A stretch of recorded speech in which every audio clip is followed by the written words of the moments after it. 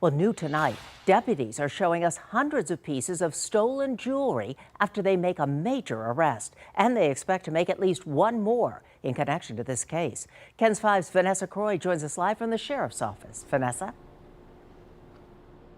Well, Deborah, the sheriff just told us that they seized more than $1 million worth of jewelry and other stolen collectible valuables. He said that they're all connected to a burglary ring that's been operating here in San Antonio, preying on wealthy families. He also told us that the man arrested and the other man that they're still looking for could be preying on families across the state. Now, let's get right to the information that we just learned from the sheriff.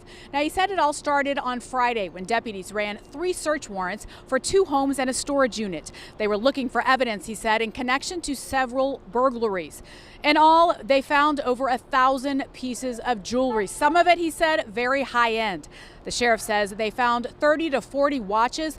Estimated value of each one is, some of those are $500,000. But one of the watches, he said, was worth over $1 million. They also found collectibles like coins, dolls, and sports memorabilia. Now, sheriff says the case started in March when BCSO began investigating a burglary case in Terrell Hills.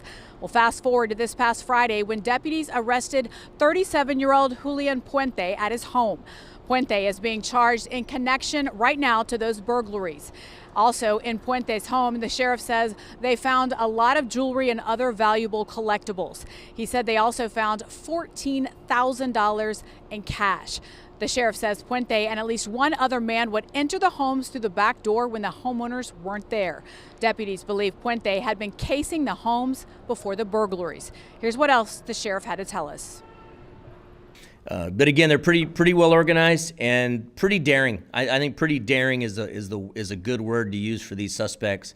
And again, I wouldn't be surprised to hear that they were traveling to other parts of the state. I mean, look, if you're able to knock down a residential burglary and walk away with one watch worth over $1 million, that's certainly worth traveling to another part of the state.